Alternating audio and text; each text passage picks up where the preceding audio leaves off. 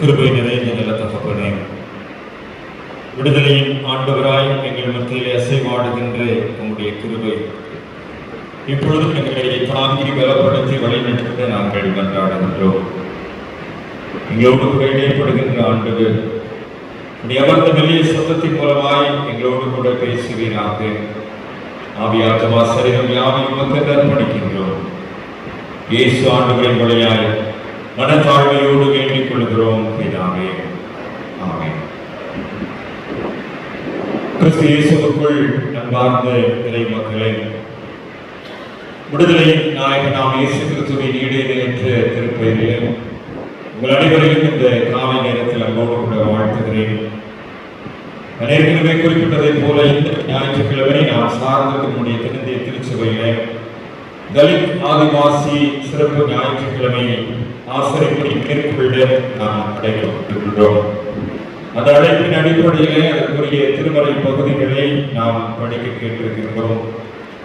தலித் ஆதிவாசி மக்கள் இன்றைக்கும் நாம் சார்ந்திருக்கிற சமுதாயத்திலே நம்மோடு கூட இணைந்திருக்கின்றார்கள். அவர்களோடு இணைந்துதான் நாம் நம்முடைய விசுவாச பயணத்தை மேற்கொள்கிறோம். இந்த விசுவாச பயணத்திலே இணைக்கப்பட்டிருக்கிற அந்த மக்களோடு கடவுள் தன்னை அடையாளப்படுத்தி இருக்கிறார் என்கின்ற புரிந்து கொள்வதோடு இன்றைய நாளின் சிந்தனைகளை நாம் முழுமைப்படுத்திக் கொள்ள ஆண்டவர் நமக்கு துணை செய்வாராக. From bondage to freedom, God walks with the oppressed people. கடவுள் ஒடுக்கப்பட்ட மக்களோடு கூட இணைக்கின்றார்.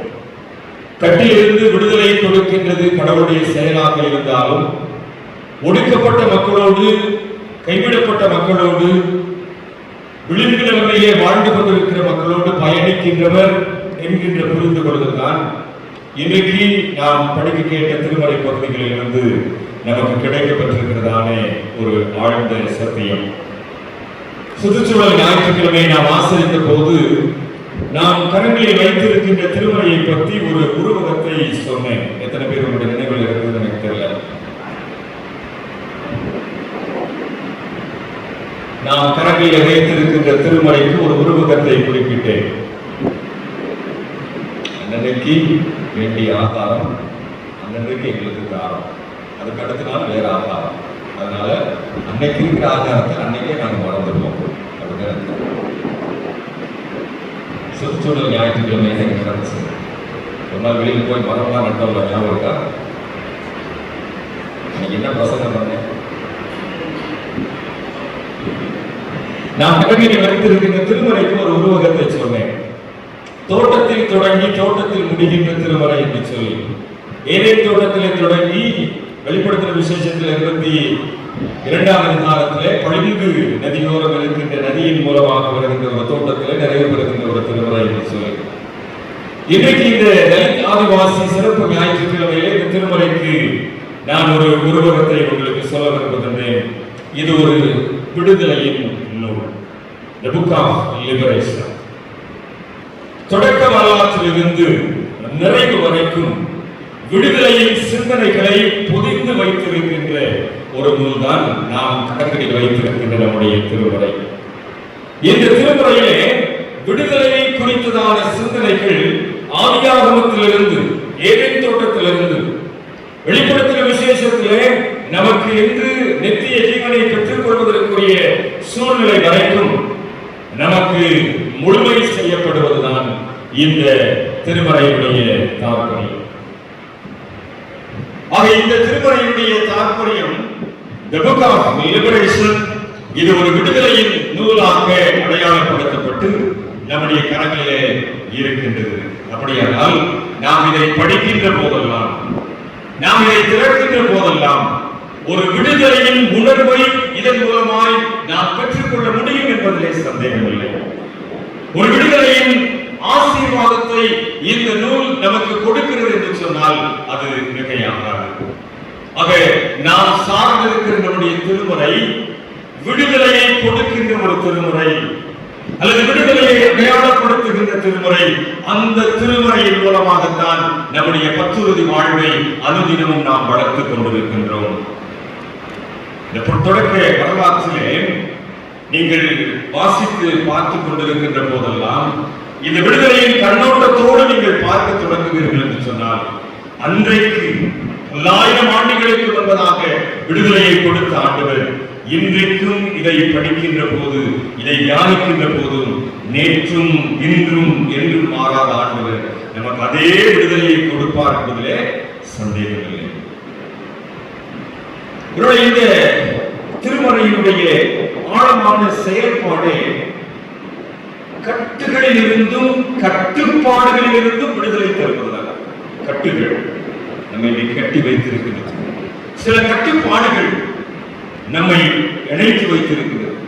இந்த கட்டுகளில் இருந்தும் கட்டுப்பாடுகளில் இருந்தும் விடுதலை தருவதுதான் heart beat of the Bible என்று சொல்லலாம். ஒருவேளை இந்த விடுதலையினுடைய செயல்பாடு, act of liberation, the heart beat of the Bible, கட்டுகளில் இருந்தும் கட்டுப்பாடுகளில் இருந்தும் நம்மை விடுதலையை நோக்கி வழி நடத்துகின்றது. அதுதான் பிரான்சிஸ் சேவியர் என்று சொல்லப்படுகிறதான ஒரு இறைய அறிஞருடைய கூற்றாக அமைந்திருக்கிறது. பழைய ஏற்பாட்டு வரலாற்றிலே யாஷர் என்கின்ற ஒரு எபிரேய வார்த்தை, யாஷர் என்கின்ற ஒரு எபிரேய வார்த்தை பயன்படுத்தப்பட்டிருக்கிறது. இது விடுதலை பெறுதல் அல்லது சுதந்திர வாழ்வு என்று சொல்லி அதற்கு அர்த்தம் கற்பிக்கப்படுகிறது. யாஷர் என்கின்ற எபிரேய வார்த்தைக்கு விடுதலை பெறுதல் அல்லது சுதந்திர வாழ்வு. இந்த யாஷர் என்கின்ற வார்த்தை திருமறையிலே, பழைய ஏற்பாட்டிலே, எபிரேய பதத்திலே பல இடங்களிலே பயன்படுத்தப்பட்டிருக்கிறது. இதற்கு எதிர்ப்பதம் சிறை கட்டுப்பாடு அல்லது அடிமைத்தனம் அல்லது துன்ப வாழ்வு என்று பிரதிபலிக்கின்றது. இந்த யாஷருக்கு எதிர்ப்பதம் அடிமைத்தனம் அல்லது சிறை கட்டுப்பாடு என்கின்ற பொருளோடு கூட அது வெளிப்படுகிறது. புதிய ஏற்பாட்டு வரலாற்றிலே கிரேக்க மொழியிலே ஹோட்சைன் என்கின்ற ஒரு கிரேக்க பதம் பயன்படுத்தப்படுகிறது. அது மீட்டல் அல்லது விடுவித்தல் என்கின்ற ஒரு பதத்தை அந்த ஹோட்சைன் என்கின்ற கிரேக்க பதமானது சொல்லுகிறது.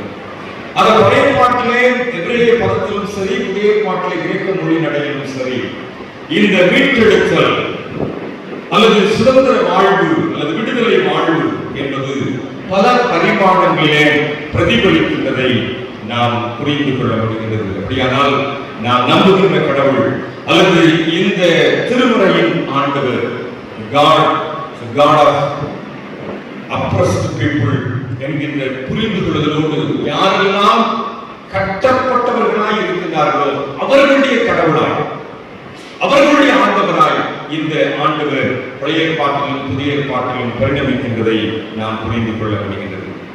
அது ஒடுக்கப்பட்டவரின் கடவுளாகவே இந்த ஆண்டவரை நாம் பார்க்க இந்த கண்ணோட்டம் நமக்கு உதவி செய்கின்றது. ஒடுக்கப்பட்டவர்களுடன் அக்கறை கொள்ளுகின்ற ஆண்டவராக, அவர்களோடு இணைந்திருக்கின்ற ஆண்டவராக, அவர்களை வழி நடத்துகின்ற ஆண்டவராகவே இந்த ஆண்டவருடைய ஆற்றல் புரிந்து கொள்ளப்படுகின்றதை நாம் இந்த திருமறையிலே கற்றுக்கொள்ள முடிகின்றது. அதே நேரத்தில் யார் ஒடுக்குகின்றார்களோ, ஒடுக்கப்படுகின்ற கூட்டம் ஒன்று உண்டு என்று சொன்னால், கட்டப்பட்டிருக்கின்ற கூட்டம் ஒன்று உண்டு என்று சொன்னால், கட்டி வைக்கின்ற ஒரு கூட்டம் உண்டு, ஒடுக்குகின்ற ஒரு கூட்டம் உண்டு. அவர்களுக்கு எதிராளியாய் செயல்படுவதும் இந்த கடவுளுடைய செயல் என்பதையும் நாம் திருமறையிலே கற்றுக்கொள்ள முடிகின்றது. யார் ஒடுக்குகின்றார்களோ அல்லது யார் கட்டுகின்றார்களோ, யார் அந்த பணியை செய்வதற்காக முன் உதாரணமாய் செயல்படுகிறார்களோ, அவர்களுக்கு எதிராளியாய் செயல்படுவதும் இந்த கடவுளுடைய திட்டம் அல்லது செயல்பாடு என்பதையும் இந்த திருமறை நமக்கு கற்றுக் கொடுக்கின்றது. அது ஒடுக்கப்படுகின்ற சூழலிலே மனம் இறங்கி, களம் இறங்கி செயல்படுபவர் தான் நம்முடைய ஆண்டவர். மனம் இறங்குபவர் மாத்திரமல்ல, களத்தில் அவரை காண முடியும். களம் இறங்கி செயல்படுகின்றவர், மனோருக்கத்தோடு நிறுத்தி விடுவது அவருடைய நோக்கம் அல்ல. களம் இறங்கி செயல்படுபவர் தான் இந்த ஆண்டவருடைய ஆற்றல். ஆள் பார்த்து செயல்படுகின்றவர் அல்ல, பாரபட்சமின்றி தேவையுள்ள மக்களை ஆதரிக்கின்ற ஆண்டவராய் இந்த ஆண்டவருடைய ஆற்றல் வெளிப்படுகின்றதை நாம் புரிந்து கொள்ள முடியும். நாம் படிக்க கேட்ட இன்றைய திருமறை பகுதிகள், நாம் சொன்ன இந்த நாடுகளுடைய மகிழ்விக்கும் மன்னா வசனமும் நமக்கு இதைத்தான் கற்றுக் கொடுத்திருக்கிறது. 146ஆம் சங்கீதத்தின் 7ஆம் வசனம் புது மொழிபெயர்ப்புகளை நான் இருக்கிறதை வாசிக்கிறேன். ஒடுக்கப்பட்டோருக்கு நீதியை நிலைநாட்டுகிறார். யார் ஒடுக்கப்பட்டிருக்கிறார்களோ அவர்களுக்கு நீதியை நிலைநாட்டுகின்ற ஆண்டவராக இந்த ஆண்டவருடைய ஆற்றல் வெளிப்படுகின்றதை புரிந்து கொள்ள முடியும். வெள்ளிக்கிழமை வழிபாட்டிலே அநேகர் பங்கு பெறுகின்றீர்கள், உங்களை வாழ்த்துகிறேன். இந்த ஒடுக்கப்பட்டோர் நீதி செயல்படுத்துகின்ற ஆண்டவரை குறித்த ஒரு முன்னோட்டத்தை வெள்ளிக்கிழமை வழிபாட்டிலே நான் அதிகமாக பகிர்ந்திருக்கின்றேன். அதிலேயும் வந்தவர்களுக்கு இதை இணைத்து பார்க்கின்ற போது புரிந்து கொள்ள முடியும்.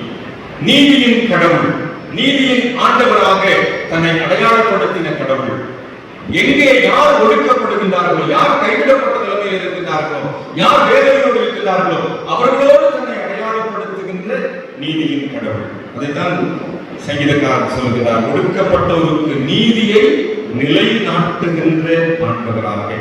அந்த நீதியின் கடவுள் தான் ஒரு புதிய நாமத்தை வெளிப்படுத்தின விசேஷம் 2ஆம் அதிகாரத்தில் சொல்லப்பட்டிருக்கிற பெர்கமு சபைக்கு சொல்லப்பட்டிருக்கிற அந்த புதிய நாமத்தை தரித்திருக்கின்ற சூழ்நிலை. அந்த நாமம் என்பது நீதியின் சூரியன். அது நீதியாய் பிரகாசிக்கின்றது. எங்கே பிரகாசிக்கின்றது? ஒடுக்கப்படுகின்ற இடத்திலே, கட்டப்பட்டிருக்கின்ற இடத்திலே, வேதனைப்படுகின்ற சூழ்நிலையிலே இந்த ஆண்டவருடைய பிரசன்னம் அங்கே வெற்றிடுகின்றது என்பதை நாம் புரிந்து கொள்ள முடியும். படிக்க கேட்ட நற்செய்தி பகுதியை நாம் எடுத்துக்கொள்வோம். யோவான் 4ஆம் அதிகாரம். இந்த 4ஆம் அதிகாரம் என்று சொன்ன உடனே நமக்கு நன்கு தெரியும், சமாரியா பெண்ணுடன் இயேசு ஆண்டவருடைய ஒரு உரையாடல். இந்த உரையாடலின் மூலமாய் ஒரு சமய விடுதலைக்கு அல்லது சமுதாய விடுதலைக்கு வழி நடத்துகின்ற ஆண்டவருடைய பரிமாணத்தை இந்த 4ஆம் அதிகாரத்தில் நாம் புரிந்து கொள்ள முடியும். ஒரு சமய விடுதலை, அதே நேரத்தில் ஒரு சமுதாய விடுதலையும் இங்கே அடங்கி இருக்கின்றது. யோவான் 4ஆம் அதிகாரம் 9ஆம் வசனத்தை பார்க்க சொன்னால், யூதர்கள் சமாரியருடனே சம்பந்தம் கலவாதவர்களானபடியினால். அதே போல 24ஆம் வசனத்தை நீங்கள் பார்க்க சொன்னால், ஆவியோடும் உண்மையோடும் அவரை தொழுது கொள்ள வேண்டும். அப்படியானால் பிதாவை தொழுது கொள்ளும் காலம் இப்பொழுதே வந்திருக்கிறது என்று சொல்லும். அது ஒரு சமயம் சார்ந்த காரியம், ஒரு சமுதாயம் சார்ந்த காரியம். இந்த 4ஆம் அதிகாரத்தில் சமாரிய பெண்ணோடு கூட உள்ள உரையாடலே அங்கே வெற்றிடப்பட்டிருக்கிறது. சமய விடுதலையை குறித்து நான் ஒரு சில பதிவுகளை நான் நினைவுபடுத்த விரும்புகின்றேன். யூதர்களை பொறுத்த வகையிலே எருசலேம் தான் அவர்களுக்கு சமய வழிபாட்டினுடைய மையம். எருசலேமுக்கு சென்றால்தான் யூதர்களை பொறுத்த வகையிலே முழுமை அடைதல் என்பது உண்டு. ஆனால் சமாரியர்களை பொறுத்த வகையிலே அவர்களுக்கு கெர்சிம் மலை தான் அவர்களுடைய வழிபாட்டு தலமாக அவர்கள் வைத்திருக்கிறார்கள். ஒற்றுமைகள் உண்டு, வேற்றுமைகள் உண்டு. யூதர்களை பொறுத்த வகையிலே 3 விதமான பண்டிகை ஆசரிப்பிற்கு கண்டிப்பாக எருசலேம் செல்ல வேண்டும். 3 விதமான பண்டிகை ஆசரிப்பு: பாஸ்கா பண்டிகை, கூடார பண்டிகை, வாரங்களின் திருநாள் என்று சொல்லப்படுகின்ற பெந்தேகோஸ்தே பண்டிகை. இதற்கு அவர்கள் கண்டிப்பாக எருசலேம் செல்லுகின்ற ஒரு வழக்கம் யூதர்களை பொறுத்த வகையில் உண்டு. ஆனால் சமாரியர்களை பொறுத்த வகையிலே 7 விதமான திருநாட்களை அவர்கள் ஆசரிப்பார்கள். இந்த கெர்சிம் மலையிலே 7 விதமான சூழல்களிலே அவர்கள் திருநாட்களை ஆசரிப்பது உண்டு. ஒற்றுமைகளும் உண்டு, வேற்றுமைகளும் உண்டு. ஆனால் இங்கே நாம் புரிந்து கொள்கின்ற ஒரு காரியம், கடவுள் விரும்புகின்ற வழிபாடு எது? அதுதான் இங்கே இயேசு கிறிஸ்து சமாரியா பெண்ணிடத்திலே செய்த உரையாடலின் மூலமாக வெளிப்படுகின்ற ஒரு காரியம். சமய ஆசரிப்புகளை தாண்டி, சமய ஆச்சாரங்களை தாண்டி அங்கே விடுதலை வாழ்வுக்காக கடவுள் செயல்படுத்துகின்ற ஒரு செயல் வடிவம் தான் இங்கே விடுதலை ஆண்டவர் நம்மோடு கூட பயணிக்கிறார் என்பதற்குரிய ஒரு அடையாளம். அதைத்தான் அங்கே சொல்லப்படுகின்றது. எங்கும் பிதாவை தொழுது கொள்ளும் காலம் வரும். கெர்சிம் மலையிலே மாத்திரமல்ல, எருசலேமிலே மாத்திரமல்ல, எங்கும் பிதாவை தொழுது கொள்ளும் காலம் வரும். ஒருவேளை சமாரியர்கள் எருசலேமிலே தொழுது கொள்ளுகின்ற காலம் வரும், யூதர்கள் கெர்சிம் மலைக்கு வழிபாட்டிற்காக செல்கின்ற காலம் வரும். எங்கும் பிதாவை தொழுது கொள்கின்ற காலம் வரும். ஒரு குறிப்பிட்ட எல்லைக்குள் கடவுளை அடைத்து வைத்து வழிபாடை நடத்த முடியாது என்பதை ஆண்டவர் இந்த திருவார்த்தை மூலமாக தெளிவுபடுத்துகின்றார். இந்த இடத்துல நாம் புரிந்து கொள்ளுகின்ற காரியம், ஆண்டவர் விடுதலையின் கடவுள் என்றால் அவர் இந்த சமயம் சார்ந்த விதத்திலே விடுதலைக்கு நேராக வழிநடத்தி மலையிலே இருக்கின்றவர்களை எருசலேம் நோக்கி பயணிக்க வைக்கின்றார். அதுதான் இங்கே ஆண்டவர் செய்த மிகப்பெரிய மாற்றம் நிறைந்த செயலாக வெளிப்படுகின்றது. நான் ஒரு உதாரணமாய் சொல்ல விரும்புகிறேன் என்று சொன்னால், ஆங்கிலிக்கன் சர்ச்சஸ் இன்றைக்கும் அவைகள் வழிபாட்டு முறைகளை இன்றைக்கும் ஆசிரியர்களை நடத்துகின்றார்கள். ஆங்கிலிக்கன் சர்ச்சஸ் நீங்க பார்த்தீங்க அப்படின்னா, இந்த ஹை பிரீஸ்ட் அல்லது யார் செலிபிரண்ட் அவங்களுக்கு தூபம் காட்டிக்கிட்டே தான் என்ன செய்வாங்க, வெளியில இருந்து உள்ள வருவாங்க. உள்ள வந்து நீங்க உட்கார்ந்து இருக்கிற இடத்துல எல்லாத்துக்குமே தூபம் காட்டினா உங்களை பரிசுத்தப்படுத்தினா தான் நீங்க வழிபாட்டுக்கு தகுதியுடையவர்களாக முடியும். வீட்டுல இருந்து எப்படி வந்தீங்களோ தெரியாது, ஆனா வழிபாட்டு தளத்துல உட்கார்ந்து உங்களை தூபம் காட்டி பரிசுத்தப்படுத்தின பிற்பாடு தான் இந்த இடத்துல உட்கார்றதுக்கு நீங்க தகுதியுடையவர்கள். ஹைலி ஆங்கிலிக்கன் சர்ச்சஸ் இன்றைக்கும் சென்னையில சில ஆங்கிலிக்கன் சர்ச்சஸ் வந்து அதுல நடைமுறைகள். ஆக தூபம் காட்டப்பட்டுதான் இந்த ஹை பிரீஸ்ட் வந்து உள்ள போவாங்க. அது மிக முக்கியமா காஸ்பல் ரீடிங் வாசிக்கின்ற போது, நற்செய்தி பாடம் வாசிக்கின்ற போது இரண்டு கைகளையும் விரிச்சதுக்கு பிற்பாடு இந்த கேப் இல்லையா, இந்த கேப்ல அந்த மாதிரி தூபம் காட்டணும். அதே மாதிரி அவரோட முன்புறம் பின்புறம் காட்டப்பட்ட பிற்பாடு அவர் நற்செய்தி பாடம் வாசிக்கின்ற திருமலையை தூக்கி காட்டணும். அப்போ வந்து அந்த ஆஃப்டர் வாய்ஸ் வந்து தூக்கம் காட்டணும். இதெல்லாம் காட்டினதுக்கு பிற்பாடுதான் அந்த பலிபீடத்திலிருந்து நற்செய்தி பாடம் வாசிக்கப்படும். இன்னைக்கு நற்செய்தி பாடம் எங்க வாசிக்கப்படுறது? சமய ஆச்சாரங்கள் விதைக்கப்பட்டிருக்கா இல்லையா? விடுதலையின் ஆண்டவர் செயல்பட்டிருக்காரா இல்லையா? இதைத்தான் ஆண்டவர் சொன்னார், எங்கும் பிதாவை தொழுது கொள்கின்ற காலம். கத்தோலிக்க திருச்சபை பாரம்பரியத்தில் ஒரு காலத்தில் வேதாகமம் சங்கிலியிலே கட்டி வைக்கப்பட்டிருந்தது. அந்த வேதாகமத்தை அன்றைக்கு இருக்கின்ற அந்த குருவானவர் மாத்திரம்தான் திறப்பார், அவர் மாத்திரம்தான் அதை வாசிப்பார், அவரிடமிருந்து வருகின்ற செய்தி மாத்திரம்தான் நற்செய்தியாக மக்களுக்குள் வந்தது. இன்னைக்கு வேத புஸ்தகம் கையில் இருக்குதா இல்லையா? ஒவ்வொருடைய கையில் வேத புஸ்தகம் இருக்குதா இல்லையா? கொஞ்சம் தூக்காமீங்களாமா, கொஞ்சம் தூக்காமீங்களா? நல்லா தூக்காமீங்க. வேற பிள்ளைங்களா வேத புஸ்தகம் இல்லையா? மாஸ்டர் பிள்ளைங்க பைபிள் இருக்க கொஞ்சம் கேட்டு வாங்கிக்கிடுங்க. மாஸ்டர் பிள்ளைங்களுக்கு மட்டும், உங்களுக்கு வேத புஸ்தகம் சமய ஆச்சாரங்களை கடந்து தடைகளை தாண்டி இன்றைக்கு நம்முடைய கரத்தில் வந்திருக்கிறது. இந்த கோயிலை பார்க்கவே இல்லையே பைபிள்.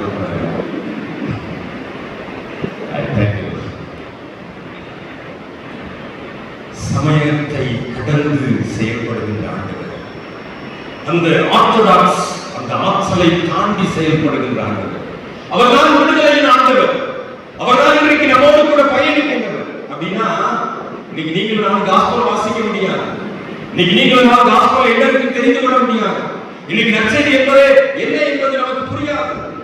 ஆனால் இன்றைக்கு நற்செய்தி நமக்குள்ளாக கடந்து வந்து விட்டது. நற்செய்தி வாசிக்கப்படுகின்ற தளமாக இன்றைக்கு பலிபீடத்தை தாண்டி நாம் வெளியே வந்து விட்டோம். தடைகள் விளைக்கப்பட்டிருக்கிறது. தடைகளை தகர்த்தெறிகின்ற ஆண்டவர் விடுதலையின் ஆண்டவராய் நம்மோடு செயல்பட்டுக் கொண்டிருக்கிறதை நம்முடைய வழிபாட்டு முறைமையிலே நாம் இன்றைக்கு வெளிப்படுத்திக் கொண்டிருக்கிறோம். அதைத்தான் இன்றைக்கு சமாரியா பெண்ணிடத்தில் ஆண்டவர் சொன்னார், எங்கும் பிதாவை தொழுது கொள்ளுகின்ற காலம். கொரோனா காலத்தில் எங்க உட்கார்ந்து காஸ்பல் வாசனம்? கொரோனா ஆலயத்தில் அடைச்சு போட்டிருந்தப்ப எங்க இருந்தோம்? ஆக பூட்டிய கதவுகளுக்கு நடுவாக வந்து நின்று உங்களுக்கு சமாதானம் என்று சொன்ன ஆண்டவர் இன்றைக்கு எங்கும் பிதாவை தொழுது கொள்கின்ற காலத்திற்குள்ளாய் நம்மை அழைத்து வந்திருக்கின்றதை உணர்ந்தவர்களாக அந்த அந்த விடுதலையின் ஆண்டவர் நம்மோடு செயல்படுகின்றதை உணர்ந்தவர்களாக இன்றைக்கு நாம் விடுதலையோடு ஆண்டவரை ஆராதிப்பதற்கு இந்த ஆண்டவர் நமக்கு துணை செய்கின்றார். இது சமயம் சார்ந்த புரட்சி மாத்திரமல்ல, ஒரு சமுதாய புரட்சியாகவும் இது ஆண்டவருடைய உரையாடலே அமைகின்றது. எப்பிராயிம், மனாசே இவர்களுடைய வழித்தோன்றல்கள் தான் அசீரிய படையெடுப்பிலே கிமு 722 நடந்த அசீரிய படையெடுப்பிலே திருமண உறவுகளின் மூலமாக இணைந்து யூத தூய்மை தன்மையை கெடுத்தவர்கள் தான் இந்த சமாரியர்கள். அசீரிய படையெடுப்பு நடந்துச்சு, அங்கங்க கலவரமாய் போச்சு, கலந்துட்டாங்க. இவன் அங்க போய் கல்யாணம் பண்ணிட்டான், அவன் இங்க போய் கல்யாணம் பண்ணிட்டான். யூத அந்த பியூரிட்டி ஆஃப் ஜூயிஷ் ரிலீஜியஸ் கெட்டு போச்சு. அதுலதான் இவங்களை சமாரியர், ஏன்னா இவங்க தங்கி இருந்த இடம் சமாரியர். அதனால அந்த ஊர் பெயரிலேயே இவர்கள் சமாரியர்கள் என்கின்ற அடையாளத்தோடு கூட. அப்ப இவங்க யாரு? தூய்மையற்றவர்கள், தீட்டானவர்கள். ஒரு வெறி இருக்குங்க யூதர்களுக்கு. இன்னைக்கு அந்த வெறி நம்மகிட்ட இருக்குது. அவன் இருக்கிற வீட்டு தெருப்பக்கம் நடந்து போக மாட்டேன், அந்த வழியாக இருக்குதான்.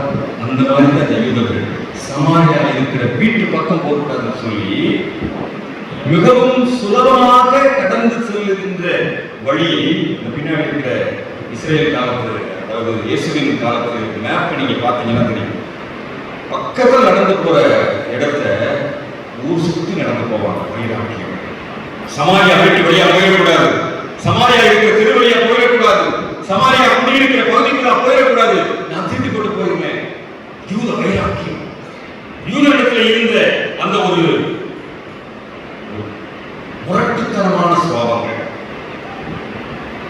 இந்த தன்மையை ஒரு யூதனாக இயேசு, ஒரு முழுமையான யூதன். அந்த வரலாற்று குறிப்பு பார்த்தீங்கன்னா 2 நாள் அந்த இடத்துல தங்கி இருந்தாரா இயேசு. அந்த கிணற்றடியில் உட்கார்ந்து பேசிக்கிட்டு இருந்தார். அனுபவம் 2 நாள் தங்கி இருந்து அங்கே இந்த பணியை செய்ததாக சொல்லப்படுகிறது. யோர்தானை கடந்து கலிலேயாவை அவர்கள் அடைவதற்கு சமாரியாவிலே போனா ரொம்ப ஈஸி, ஆனால் சுத்தி போவாங்க. காரணம் அந்த வைராக்கியம், வெறுப்பு. இந்த நிலைமையில் தான் ஒரு முழுமையான யூதராக இயேசு அந்த பவுண்டரியை தாண்டார், அந்த எல்லையை ஓவர்டேக் பண்றார். நீ உன்னுடைய பக்தி வைராக்கியத்தை உடைக்கின்றார், அந்த வெறுப்பு தன்மையை உடைத்து வருகின்றார். இன்னும் ஒரு விஷயம், நமக்கு சமாரியாக்கள் அப்படின்னே எங்களுக்கு 5 பேர் இருக்காங்க அப்படின்னு சொல்லி ஒரு இழிவான நிலைமையில அம்மாவை பார்க்கக்கூடிய ஒரு பார்வை இன்றைக்கு உண்டு. ஆனால் அந்த 5 புருஷர்கள் என்பது கலாச்சாரத்தின் பண்பாடு வேறு விஷயம். இன்னொரு வாய்ப்பு கிடைக்கின்ற போது நான் அந்த செய்தியை நான் உங்களுக்கு சொல்கிறேன். 5 புருஷர்கள் என்பது வித்தியாசமான ஒரு சூழல். அதை இவர்கள் மனதிலே வைத்துக் கொண்டு ஒரு இழிநிலைமையிலே வாழ்கின்ற ஒரு கூட்டமாய், சமாரியா கூட்டத்தை தீட்டுப்பட்ட கூட்டமாய், தூய்மைக்கேடு அடைந்த கூட்டமாய் இந்த சமாரியாவை பார்க்கின்ற அந்த பார்வையை தான் இயேசு உடைத்திருக்கிறார்.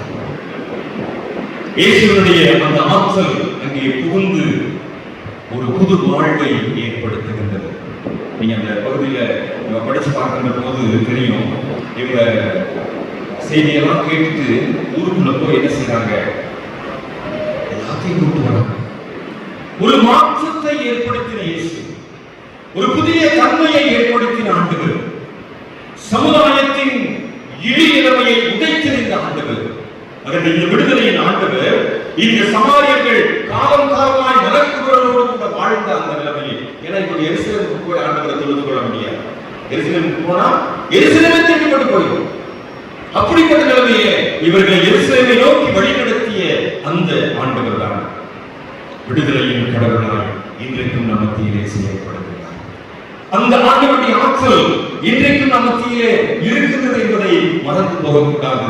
எங்கும் பிதாவை தொழுது கொள்ளுகின்ற காலம் வரும் என்று சொன்னார்.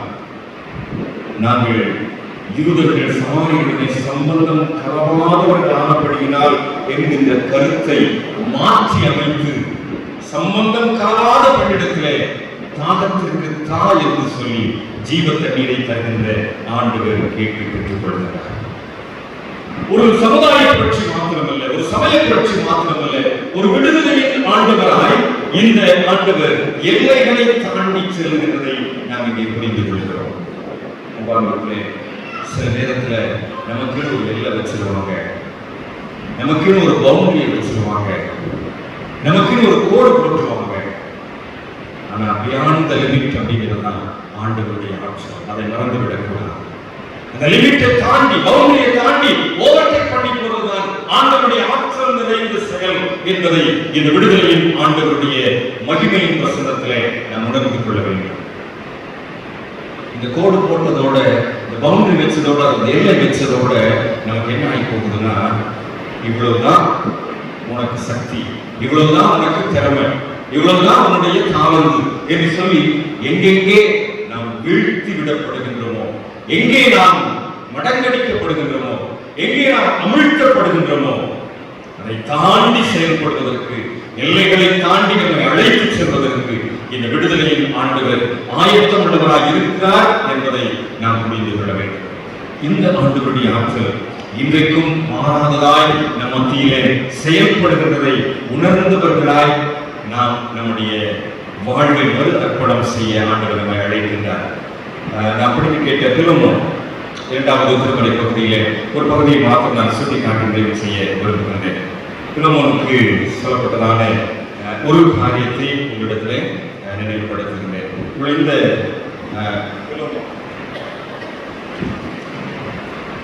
ஒரே ஒரு அதிகாரம் மாத்திரமே இருக்கின்ற ஒரு நிருபம்.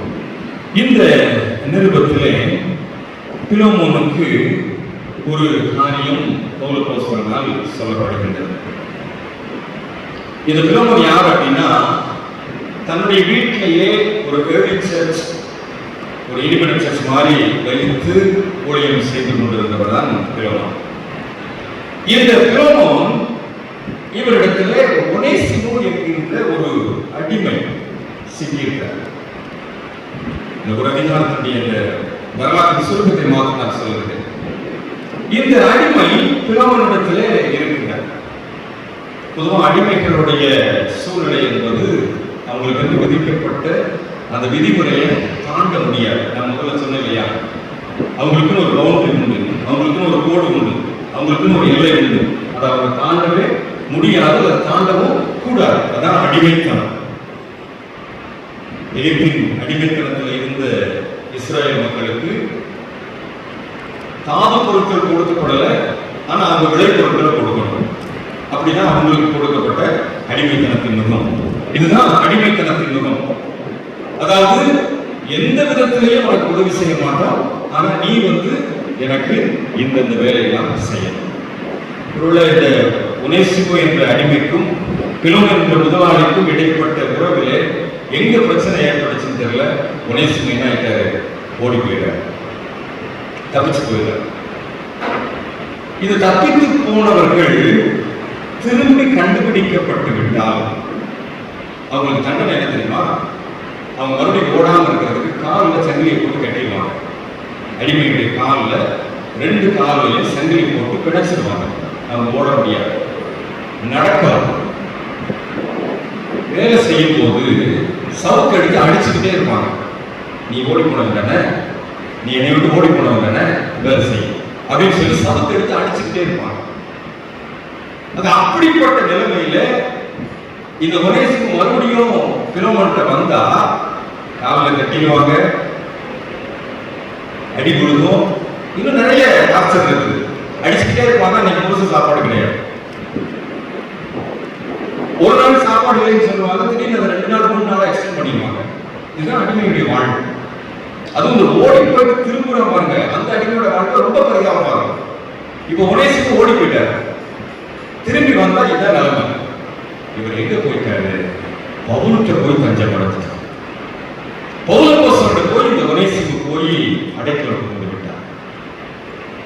இதுதான் என்னுடைய நிலைமை அப்படின்னு சொல்லி பவுலுக்கு போய் ஒனேசிமு என்ன செஞ்சிட்டாரு? அடைக்கலம் புகுந்து விட்டார். அடைக்கலமே உங்களோட அடிமை நானே. பவுலுக்கு போய் அடைக்கலம் ஆண்டவரே போய் விழுந்துட்டார். அந்த நேரத்துல இந்த பவுலப்போஸ்தலன் பிலோமோனுக்கு எழுதின கடிதத்தை தான் நான் படிக்கிறேன். கடிதம் எழுதுகின்றார். இவன் இப்படி வந்துட்டாப்பா, இவனை நான் வந்து எப்படி வச்சிருக்கிறேன் அப்படின்னா, ஒரு வார்த்தை அங்கே போகிறப்போ சொல்ல இருப்பாங்க.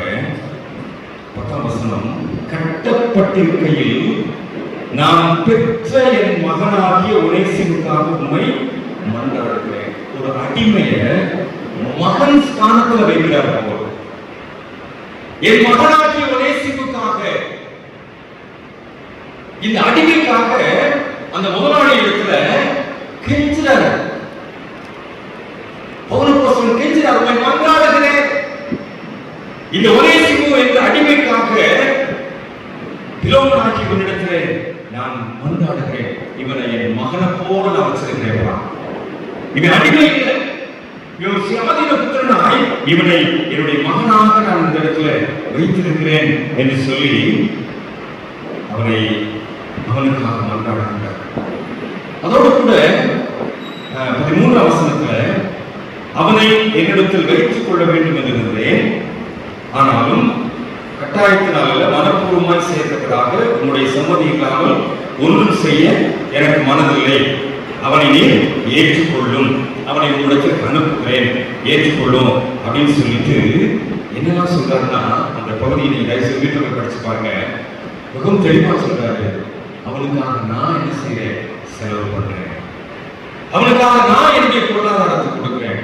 ஒரு இடையில அறிக்கை சொல்கிறார், பவுலப்போஸ்தலனை போல அடிமைத்தனத்தை வேறெடுத்தவர் வேறு ஒருவருமே கிடையாது என்று சொல்றார். அந்த அளவிற்கு அடிமைத்தனத்தின் வேரை அறுத்து போட்டவர் இந்த பவுலப்போஸ்தலன். இல்லைன்னா ஒரு அடிமையை மகன் சொல்ல முடியுமா? ஒரு அடிமையை மகன் ஸ்தானத்தில் வைக்க முடியுமா? அடிவாங்குகின்ற, செங்கல்களால் கட்டப்படுகின்ற, உணவின்றி கைவிடப்படுகின்ற ஒரு அடிமையை மகனாக ஏற்றுக்கொள்ளுகின்ற ஒரு மனநிலைமை பவுலிடத்திலே மாத்திரம்தான். அது ஆதி திருச்சபையிலே இந்த பிலோமோன் மறுபடியும் இந்த ஒனேசிமை ஏற்றுக்கொள்வதற்காக எந்த அளவிற்கு பவுல் இறங்கி வருகிறார் என்பதை நாம் இந்த இடத்துல புரிந்து கொள்ளுகின்ற போது உன்னை நாம் தெளிவாக அறிந்து கொள்ள முடிகின்றது. நாம் நம்புகின்ற ஆண்டவர், நாம் நம்மை வழிநடத்துகின்ற ஆண்டவர், சகோதரத்துவத்தை வலியுறுத்துகின்ற ஆண்டவர் என்பதை புரிந்து கொள்ள முடிகிறது. சமய நீதிக்காக, சமுதாய வாழ்வின் எதிர்காலத்திற்காக விடுதலையின் ஆண்டவராக செயல்படுவது மாத்திரமல்ல, சகோதரத்துவத்தை வலியுறுத்துகின்ற ஆண்டவராக.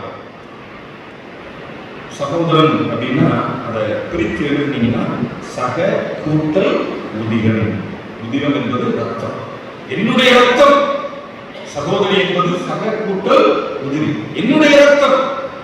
ஆக என்னுடைய ரத்தமாக இவனை நான் பாவித்து, மகன் என்பவன் தகப்பனுடைய ரத்தம். ஆக என்னுடைய ரத்தமாக இவனை பாவித்து நான் இடத்துல அனுப்புகிறேன். அவனை என்ன செஞ்சாங்க? தள்ளிவிட்டார். அவனை ஏற்றுக்கொள்.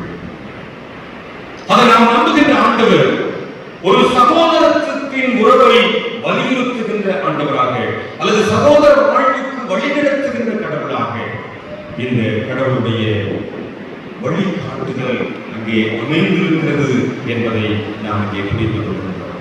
அந்த ஆண்டவரைத்தான் நாம் ஆராதிக்கின்றோம். இந்த தலித் ஆதிவாசி மக்களுடைய விடுதலைக்காக நான் இன்றைக்கு உங்களுக்கு முன் நிற்கிறேன் என்று சொன்னால், 2 ஆண்டுகள் ஆதிவாசி மக்கள் மத்தியிலே ஒரு மிஷனரியாக பணி செய்த அந்த அனுபவத்தில் தான் இன்றைக்கு நான் உங்களிடத்தில் இந்த அறுவடையை உரையாடி கொண்டிருக்கிறேன். ஆதிவாசி மக்களுடைய வாழ்க்கையிலே முன்னேற்றத்தை ஏற்படுத்துவதற்கு இன்றைக்கு நம்ம இந்திய தேசத்தில் இருக்கிறாங்க. ஒடிசா மாநிலத்தில் பணி செய்கின்ற போது இன்னும் நான் சொல்ல வேண்டும் என்று சொன்னால், ஒரு 50 அல்லது 70 வருடங்கள் பின்தங்கித்தான் அவர்கள் இருக்கின்றார்கள். இன்னைக்கு எத்தனை பேர் சைக்கிள் இருக்கிறது? எத்தனை பேர் பைக் இருக்குது? சும்மா சொல்லுங்க. எத்தனை பேர் 2 பைக் இருக்குது? எத்தனை பேர் 4 வீலர்ஸ் இருக்கு?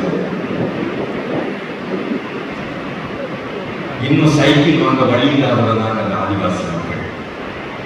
சைக்கிள் வாங்க வழி இல்லாதவர்கள் அந்த ஆதிவாசி மக்கள் இந்திய தேசத்தில் தான் குடியிருக்கிறார்கள். நாமும் இந்தியர்கள். நாம் வாழ்கின்ற இதே இந்திய தேசத்தில் வாழ்ந்து கொண்டிருக்கின்ற மக்கள் தான் சைக்கிள் வாங்க கூட வழி இல்லாத நிலைமையில. சைக்கிள் வந்துச்சு அப்படின்னா, நாங்கள் மிஷனரிகளாக பணி செய்த போது எங்களுக்கு திருவனந்தபுரத்துல இருந்து சைக்கிள் வாங்கி கொடுத்துருந்தாங்க. சைக்கிள் தான் போவோம். அப்படி சைக்கிள்ல போகும்போது எங்களை அப்படியே வித்தியாசமா பார்க்கணும். ஏன்னா சைக்கிள் வச்சிருக்காங்க, இன்னைக்கு இந்த ஆடிக்காரில் போனா அப்படி ஒரு பாறை பார்க்கறோம் இல்லையா, அந்த மாதிரி சைக்கிள்ல போனா அப்படி ஒரு பாறை பார்ப்பாங்க. ஏன் சைக்கிள்ல போறாங்க அப்படின்னு நம்ம மதுரையில சொல்லுங்க, சைக்கிள்ல போகும்போது யாராவது பார்ப்பாங்க, ஏன்னா இன்னும் சைக்கிள் வச்சிருக்கீங்க அப்படித்தான் பார்ப்பாங்க. ஆனா அவன் ஆதிவாசி மக்கள் எப்படி பார்க்கிறான், வேறு சைக்கிள்ல போறாங்க.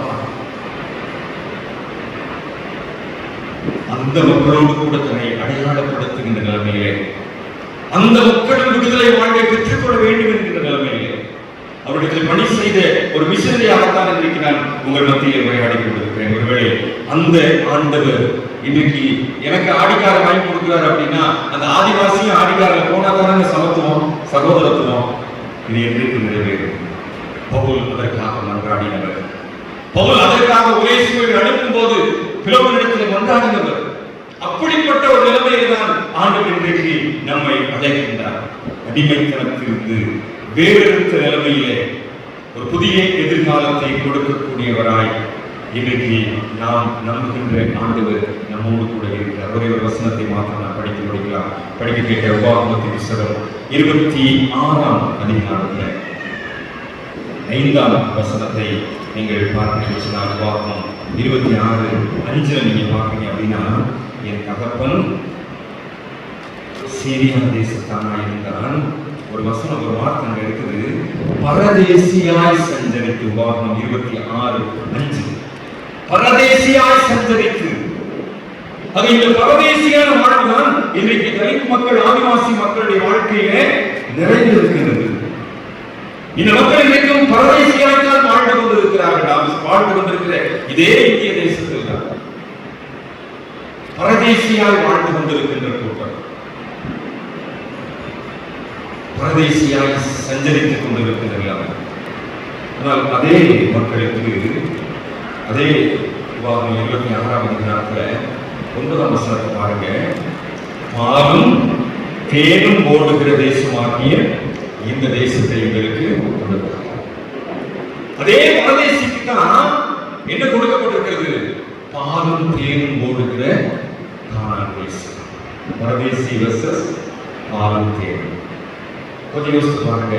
நாம் நம்புகின்ற ஆண்டவர், நாம் ஆராதிக்கின்ற ஆண்டவர் இப்படிப்பட்ட நிலைமையிலே நம்மை வழி நடத்தும்படியாகத்தான் நம்மோடு கூட பயணிக்கிறார். அதனாலதான் இன்னைக்கு தலைப்பாகத்தான் சொல்லுது, ஒடுக்கப்பட்டவர்களுடன் பயணிக்கிறார். எதற்கு பயணிக்கிறார்? பரதேசிய பாலும் தேனுக்கு அழைத்து செல்வதற்கு தான் பயணிக்கின்றார். ஒனேசிமுவை மறுபடியும் பிலோமோனுடைய வீட்டில் சேர்ப்பதற்கு தான் பயணிக்கின்றார். சமாரியா மக்களை எருசலேமிலே தொழுது கொள்ளும்படியாகத்தான் அழைப்பதற்கு பயணிக்கின்றார். ஆக எங்கே நமக்கு தோல்வி, எங்கே நமக்கு வெறுமை, எங்கே நமக்கு இல்லாமை, எங்கே நமக்கு பிரச்சனை, எங்கே கைவிடப்பட்ட நிலைமை, ஒரு முழுமை வாழ்வுக்கு நேராக நம்மை வழிநடத்தும்படியாகத்தான் இந்த ஆண்டவர் நம்மோடு கூட பயணிக்கின்றார். பாலும் தேனும் ஓடுகின்ற தேசத்தை நோக்கி பரதேசியாய் வாழ்ந்து கொண்டிருக்கின்ற நம்மை வழிநடத்துவதற்கு வல்லமை உள்ள ஆண்டவர் இன்றைக்கு நாம் நம்புகின்ற ஆண்டவர் என்பதை மறந்துவிடக்கூடாது. அந்த நம்பிக்கையோடு கூட ஆண்டுடைய சமூகத்தில் நம்ம ஏற்படுத்தும் மக்களை காட்டுவோம். ஆண்டுடைய பிரசனத்தை உணர்ந்தோம். பரதேசியாய் வாழ்ந்த என்னை பாலும் தேனும் ஓடுகிற தேசத்திற்கு அழைத்து செல்கின்றார். என்னோடு கூட இருக்கின்றேன், என்னோடு கூட பயணிக்கின்றேன். எங்கே நான் தோல்வி அடைகின்றேனோ, எங்கே நான் சிறுமைப்படுகின்றேனோ, எங்கே நான் கடின பாட்டுக்குள்ளாய் இருக்கின்றேனோ, அந்த இடத்தில் என்னோடு கூட இருக்கின்றேன், என்னோடு கூட பயணிக்கின்ற நம்பிக்கையை ஆண்டவரே உம்மை நோக்கி பார்க்கிறேன் என்று சொல்லி உடைய சமூகத்தில் நம்ம அர்ப்பணிப்போம். வறண்ட நிலத்தை போல் இருந்தோமே, எங்களை வயல்வெளியாய் மாற்றினீரையா.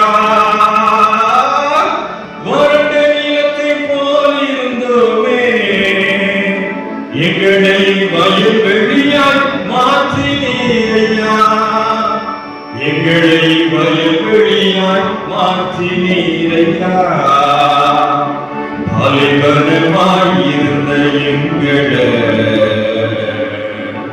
சோலைவனமாய் மாற்றினீரையா. பாலைவனமாய் இருந்த எங்களை மாற்றினீரையா. கண்ணீரிலே மூழ்கி இருந்தோமே களிப்பாக மாற்றினீரையா. கண்ணீரிலே மூழ்கி இருந்தோமே களிப்பாக மாற்றினீரையா. களிப்பாக மாற்றினீரையா. களிப்பாக மாற்றினீரையா.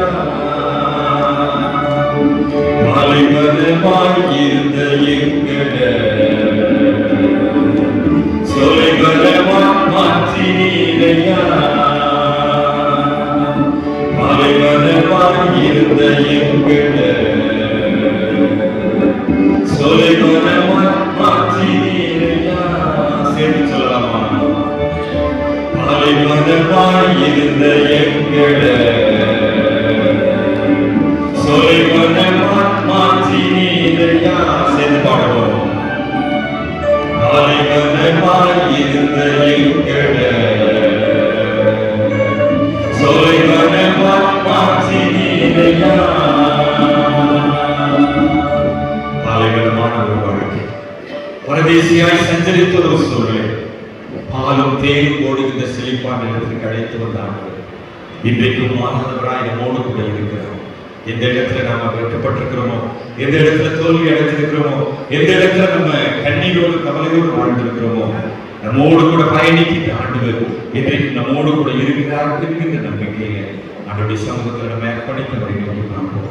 கிருபை நிறைந்த நல்ல தகப்பனே, நீர் எங்களுக்கு கொடுத்த நல்ல வார்த்தைகளுக்காக உங்களை ஸ்தோத்திரிக்கின்றோம். இப்பொழுதும் நாங்கள் கேட்ட சத்தியத்தின் அடிப்படையில் எங்களுடைய வாழ்க்கையும் பரதேசி என்ற நிலைமையில் இருந்து, அடிமை என்ற நிலைமையில் இருந்து, பலவீனம் என்ற நிலைமையில் இருந்து, சோர்ந்து போனவர் என்ற நிலைமையில் இருந்து ஆண்டவரே ஒரு நல்ல உயர்வான சூழ்நிலைக்கு, ஒரு மேன்மையான சூழ்நிலைக்கு, பாலும் தேனும் ஓடுகிற தேசத்திற்கு இதை அழைத்து வர வல்ல வேண்டும் என்ற நம்பிக்கையோடு உடைய கருத்தில் அர்ப்பணிக்கிறோம். யாரெல்லாம் அப்படிப்பட்ட நிலைமையில வேண்டிக் கொண்டிருக்கிறார்களோ, யாரெல்லாம் அப்படிப்பட்ட நிலைமையில ஜெபித்துக் கொண்டிருக்கிறார்களோ, அவர்களுக்கு இன்றைக்கு ஒரு சோலை மனத்தை, இன்றைக்கு ஒரு கழிப்பை, இன்றைக்கு ஒரு வெற்றியை, விடுதலை நாயகன் நாம் இயேசு தர வேண்டும் என்று அடிமையின் முகத்தை குறித்து இயேசு கிறிஸ்துவின் நாமத்தில் ஜெபிக்கிறோம். நல்ல பிதாவே. ஆமென்.